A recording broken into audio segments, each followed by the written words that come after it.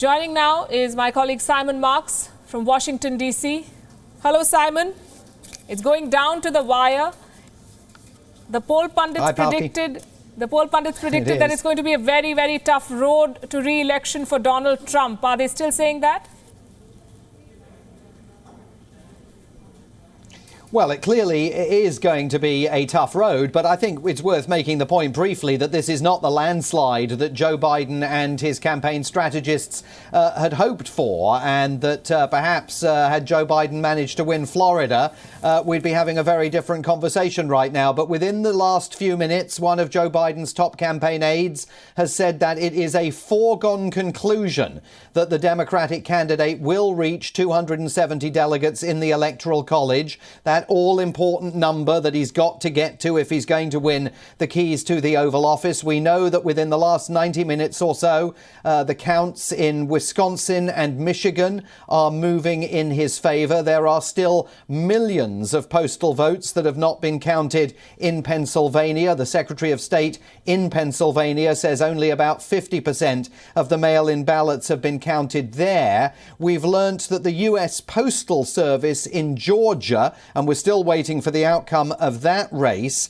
failed to deliver the ballots from thousands and thousands of voters on election day itself. That's leading to court action over the failure of the United States Postal Service to get those ballots in on time as laid down by electoral law in Georgia. And we also know that Donald Trump is absolutely doubling down on his efforts to hold this election hostage and to insist that vote counting must stop. He took to Twitter a short while ago saying, how come every time they count mail-in ballot dumps, they are so devastating in their percentage and the power of destruction? The President of the United States there describing postal votes as mail-in ballot dumps, which they're not. They are just postal votes cast by Americans. And he's also been flagged by Twitter within the last few minutes for claiming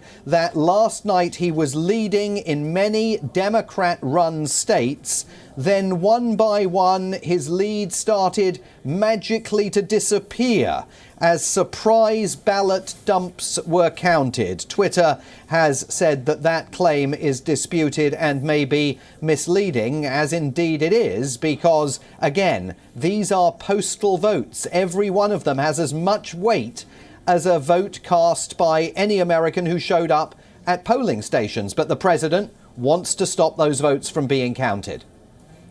Trust Donald Trump to be dramatic. He's also given every indication that he will move court and challenge the verdict in the event of a loss for his side. Which brings me to the question, Simon, on what grounds can Donald Trump move court if he decides to? Does he have any legit reason to challenge the verdict?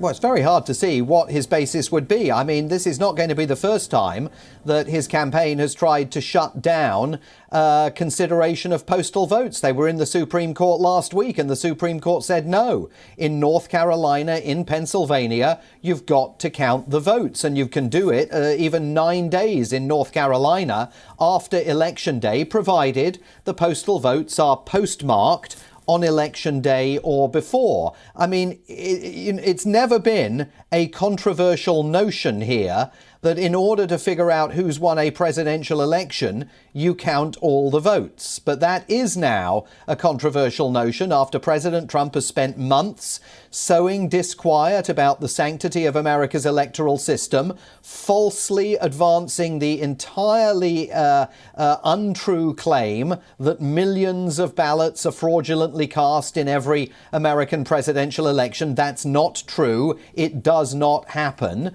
And now, that event at the White House last night, flanked as he was by members of his family, the Vice President Mike Pence, the First Lady Melania Trump, declaring victory in an election that he has not yet won, propels the country down a very, very dangerous constitutional path.